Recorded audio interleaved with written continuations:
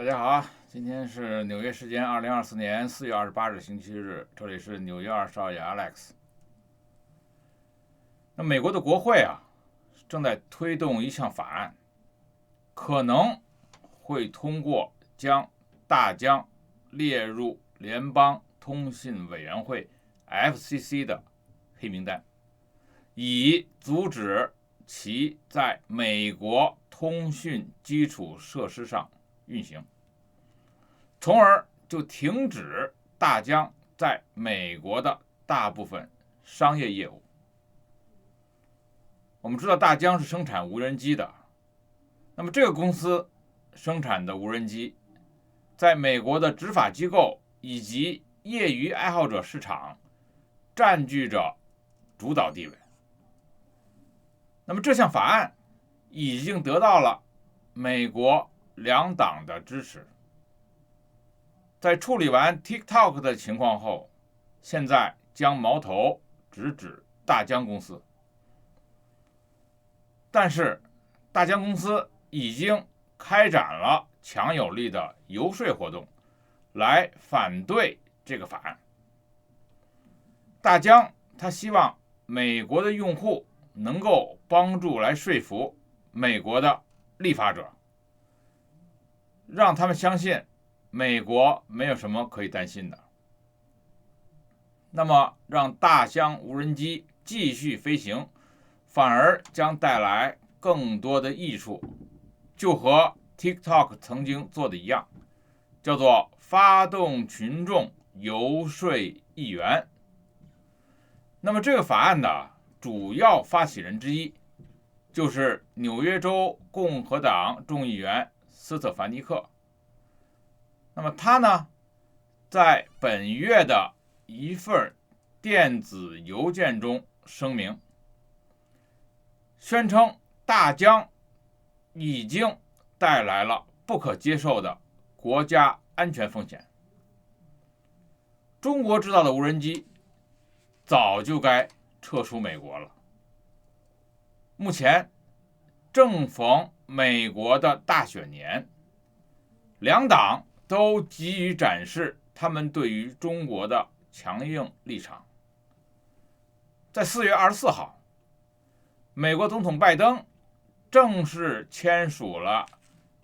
强制字节跳动剥离旗下的应用 TikTok 美国业务的法案。这个字节跳动被限期270天，约9个月，剥离它的美国业务，否则将面临美国全国的禁令。那么与 TikTok 一样，大疆无人机在美国确实也是广受欢迎，无论是商用、民用还有军用。估计在2022年的时候，大疆无人机就已经占据了美国商用市场58%的市场份额。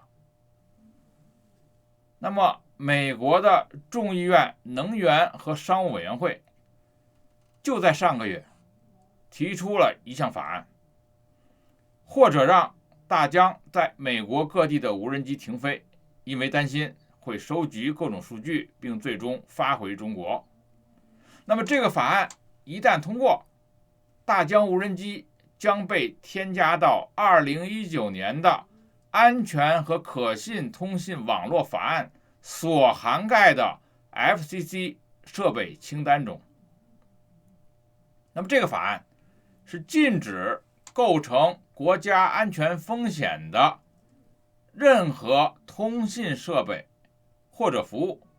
在美国的网络上运行。同时，法案还将禁止美国的公司使用联邦资金购买被禁止的设备。想当年，华为和中兴已经被列入了 FCC 的黑名单，所以美国政府此前也曾经对大疆公司采取过行动。当时在2020年，美国的商务部将大疆列入了实体的名单进行制裁，禁止美国公司向大疆出口技术。后来呢，美国的财政部也将大疆加入了其中国军工联合体的名单。2022年，美国的国防部也将大疆列入了黑名单。那么大疆